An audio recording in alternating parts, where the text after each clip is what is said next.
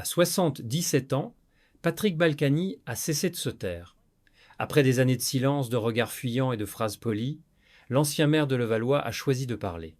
Non pas pour se justifier, ni pour accuser, mais pour exister autrement. Ces mots, posés avec lenteur, semblent venir d'un autre temps, celui des vieilles loyautés, des amitiés forgées dans la lumière des campagnes présidentielles. En évoquant Nicolas Sarkozy, il ne cherche pas la polémique. Il semble plutôt vouloir conjurer le fantôme d'une époque où le pouvoir se vivait comme une fraternité sacrée. L'entretien commence simplement, presque banalement. Mais dès les premières phrases, on sent que quelque chose se fissure. Dans la voix de Balkany, il y a cette gravité des hommes qui ont tout connu, le faste, la gloire, puis la honte. Il parle de prison, de solitude, de temps étirés. Et à travers ce miroir brisé, il parle aussi de Sarkozy, de ce qu'il presse pour lui, de ce qu'il redoute. Rentrer en prison, ce n'est jamais rien, dit-il. Ce ton, ni accusateur, ni défensif, frappe par sa sincérité nue. Il ne se pose plus en bouclier ni en allié, mais en témoin. Le regard dans le vide, il laisse tomber des phrases qui pèsent lourd. Il faut s'y préparer dans la tête, sinon on ne tient pas. Derrière cette simple recommandation se cache toute une philosophie du désenchantement. Balkany sait ce que signifie perdre sa liberté, sentir le monde s'éloigner, les amis se taire. Il en parle comme d'une traversée du désert, une épreuve qui dépouille de tout sauf de l'essentiel. Et dans ce dépouillement, il trouve une forme de paix étrange, presque apaisée. Pourtant, son discours n'est pas celui d'un homme résigné. Il garde cette flamme vive, cette ironie tendre qu'on lui connaissait. Il évoque Sarkozy non plus comme un président, mais comme un homme. C'est un roc, il tiendra. Ce mélange de respect et de pitié donne à ses propos une dimension profondément humaine. Entre les lignes, on sent un adieu. L'adieu d'un compagnon de route à celui qui, autrefois, symbolisait l'ambition et la victoire. Quand la caméra s'éteint, le silence de Balkany devient encore plus fort que ses mots. Ce silence-là, celui d'un homme qui n'a plus rien à prouver, résonne comme une confession tardive. Dans un pays où les figures publiques s'effacent derrière les communiqués, il ose encore parler avec son cœur, quitte à trembler, et c'est peu être là dans cette fragilité assumée que réside sa dernière grandeur. Il fut un temps où Patrick Balkany et Nicolas Sarkozy semblaient indissociables, deux hommes d'une même trempe, unis par la conquête, le goût du pouvoir et une fidélité affichée comme un étendard. Dans les années 1990 et 2000, leur duo incarnait la droite triomphante. Sarkozy, le stratège, l'homme d'État pressé, Balkany, le terrain, le populaire, le complice jovial qui savait galvaniser les foules.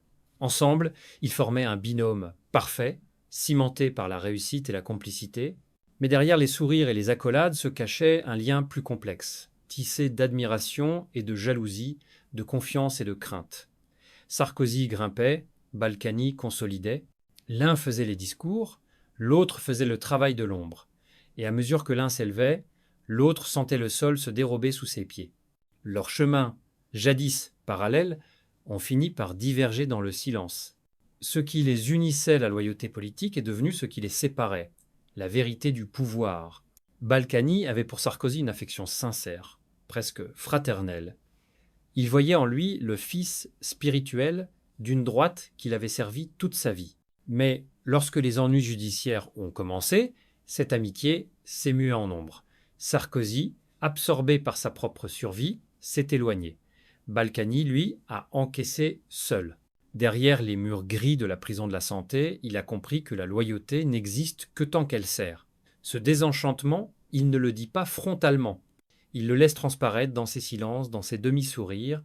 On apprend à se taire pour ne pas souffrir davantage. Cette phrase, prononcée à voix basse, résume l'après. L'après de l'amitié, l'après du pouvoir, l'après des illusions. Balkany n'a jamais cessé d'aimer Sarkozy, mais il a cessé de croire en l'invincibilité du duo qu'il formait. Aujourd'hui, il ne cherche plus à protéger l'ancien président, mais à le prévenir. Comme un frère aîné qui a vu le pire et sait ce qui attend celui qui tombe, leur amitié a été bâtie sur la lumière, mais elle s'est consumée dans la pénombre. Et dans cette fin sans éclat, il reste pourtant quelque chose d'indestructible, le souvenir. Ce lien invisible entre deux hommes qui ont goûté au sommet avant de connaître la honte, ce fil fragile entre la gloire et l'exil. Dans ces mots, Balkany ne dit jamais « je lui en veux », il dit « je le comprends ». C'est la phrase des vieux soldats, ceux qui ont tout perdu mais refusent de trahir leurs souvenirs. La chute. Le mot revient souvent dans la bouche de Patrick Balkany comme une note grave dans une mélodie qu'il connaît par cœur. De la mairie flamboyante de Levallois-Perret au mur gris de la prison de la Santé, son parcours est devenu la parabole moderne de la démesure et du retour brutal à la réalité. Il parle de son incarcération sans détour, sans pathos, mais avec cette lucidité crue des hommes qui ont traversé l'humiliation publique. Ce qu'il raconte, ce n'est pas seulement la perte du pouvoir, c'est la perte du regard des autres. Les premiers jours derrière les barreaux, dit-il, furent les plus durs. Le bruit métallique des clés, l'odeur froide du béton, la lumière crue des néons qui ne s'éteignent jamais. L'enfermement n'est pas seulement physique, il se glisse dans la tête, il ronge les certitudes. On croit connaître la solitude, mais on la découvre vraiment là-bas, confie-t-il. Il se souvient de ces nuits interminables où le silence pesait plus que les grilles. De ces matins où chaque minute ressemblait à une éternité. L'homme de pouvoir apprenait à redevenir un homme tout court. Et c'est ce savoir-là, cette connaissance du vide, qu'il offre aujourd'hui à Nicolas Sarkozy. Pas comme un reproche, mais comme une initiation. Il faut apprendre à encaisser, à se reconstruire, à garder la tête droite. Dans sa voix, on devine une étrange bienveillance, celle d'un condamné qui prévient un autre du précipice à venir. Il ne parle plus de politique, mais de survie intérieure. Derrière la dureté apparente, on perçoit la fraternité des vaincus, cette complicité muette entre ceux qui ont vu s'écrouler leur monde. Pourtant, Balkany ne se pose pas en martyr. Il évoque sa détention comme une épreuve purificatrice, une lente désintoxication du pouvoir. Quand on a tout perdu, il ne reste que soi. Cette phrase, lancée comme une maxime, résonne comme un aveu de sagesse tardive. L'homme qui jadis plaisantait devant les caméras s'exprime désormais comme un vieux philosophe revenu de tout. Sa chute, il la raconte avec la dignité tranquille de celui qui ne cherche plus à séduire. Mais derrière cette paix apparente, on sent la douleur encore vive. Il ne s'agit pas de pardon, mais d'acceptation. Patrick Balkany sait qu'il restera pour beaucoup un symbole de la dérive, mais il veut croire qu'il peut encore être entendu. Et s'il parle aujourd'hui de Sarkozy, c'est peu être parce qu'en lui, il revoit le reflet de ce qu'il fut. Un homme grisé par la vitesse, aveuglé par la réussite, et condamné tôt ou tard à affronter le silence des murs. À mesure que l'entretien avance, le ton de Patrick Balkany change. Ce n'est plus seulement l'ami qui parle, mais le témoin d'une époque, le survivant d'un système.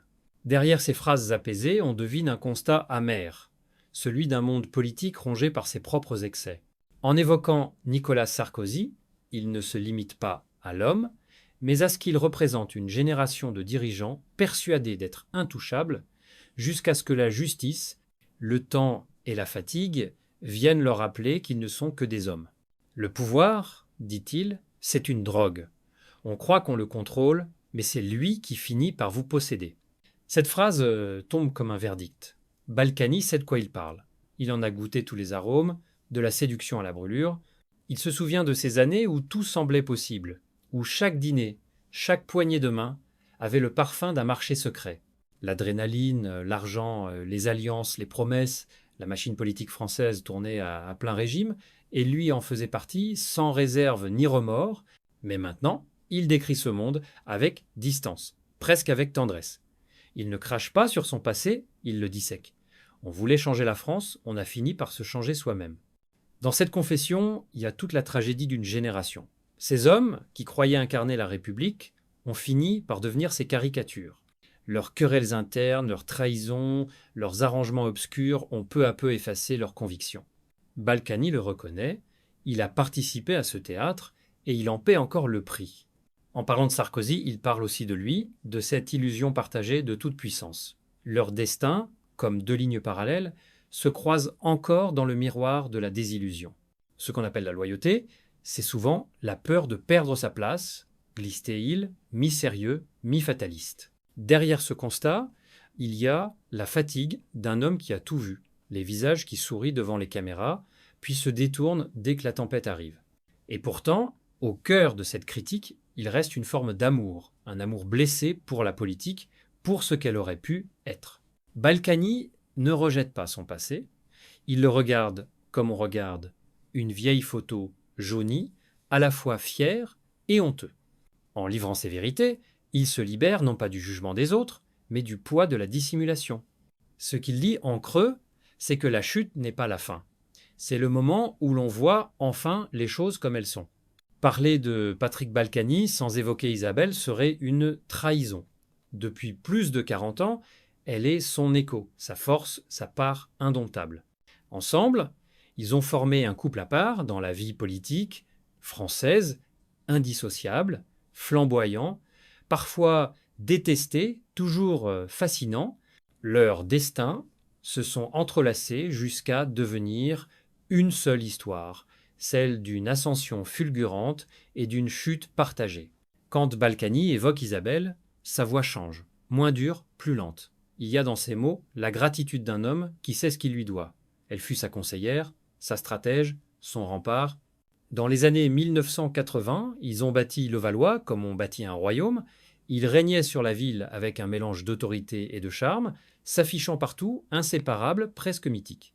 Les habitants les voyaient comme un couple de cinéma un peu excessif, un peu théâtral, mais irrésistible. Pourtant, derrière cette lumière, la tension ne manquait pas. Leur amour était aussi fort que leur colère. Deux volcans dans une même maison. Mais cette passion, nourrie par la conquête, leur a donné la force d'affronter tout. Les campagnes, les juges, les unes des journaux. Quand la prison est venue, Isabelle n'a pas fui. Elle a pris sa place à la mairie, a défendu son mari avec une énergie farouche. À travers elle, la loyauté a pris un visage, celui d'une femme qui préfère se briser plutôt que de renier. Sans elle, je ne serais plus là, murmure-t-il. Une phrase simple, mais qui en dit long. Dans la solitude des murs, ce sont les lettres d'Isabelle, ses visites, ses regards, derrière la vitre du parloir, qui ont tenu son âme debout. Il se souvient de ces 3/4 d'heure volés à la grisaille, où chaque mot comptait plus que 1000 discours. Cette tendresse-là, pudique et brûlante, devient chez lui une prière. Aujourd'hui encore, dans leur maison de Giverny, loin du tumulte médiatique, ils vivent ensemble comme deux naufragés d'un même navire. Les scandales, les condamnations, les années, les ont érodés, mais pas séparés. Leur amour, érodé par les tempêtes, a pris la couleur du granit, rude mais inaltérable. Et c'est peu être là, dans cette fidélité absolue, que réside la part la plus humaine de Patrick Balkany. Car, derrière l'homme politique, il reste un mari, un compagnon de route, un être blessé qui continue d'aimer avec la même démesure qu'il a vécue. Derrière le tumulte, derrière les rires sonores et les manchettes scandaleuses, demeure un homme. Patrick Balkany n'est pas seulement une figure politique, il est le produit d'une histoire, d'une enfance où la douleur et la fierté s'entremêlaient. Né d'un père juif hongrois, rescapé des persécutions nazies et d'une mère protestante française, il a grandi dans un foyer où le mot dignité signifiait plus que la réussite. C'est de là qu'est née cette force, mais aussi cette colère qui ne l'a jamais quitté. L'homme public excessif flamboyant n'était peu être qu'un bouclier contre la fragilité de l'enfant d'hier. Aujourd'hui, à 77 ans, son visage porte les marques du temps, mais son regard conserve une étincelle singulière, celle de ceux qui ont survécu à eux-mêmes. Quand il parle, on sent qu'il ne cherche plus à convaincre. Il constate, il se confie « J'ai tout eu, j'ai tout perdu, et j'ai encore la chance d'aimer ». Cette phrase, simple et nue, résume une existence entière. Dans ces mots, on entend la fatigue, mais aussi la paix de celui qui a cessé de mentir, y compris à lui-même. Il sait qu'une grande partie de la France ne lui pardonnera jamais, il n'en fait plus une blessure, mais une vérité. Il regarde les caméras sans amertume, sans défi, comme pour dire « Oui, j'ai chuté, mais j'ai vécu ». Et est-ce cela son ultime leçon? Accepter d'être humain dans un monde qui exige des héros ou des coupables. Ces derniers entretiens ressemblent à des confessions, mais sans remords artificiels. Il parle de Levallois avec tendresse, d'Isabelle avec gratitude, de Sarkozy avec une affection désenchantée. Rien n'est effacé, rien n'est enjolivé, sa voix tremble parfois, mais ne se dérobe jamais.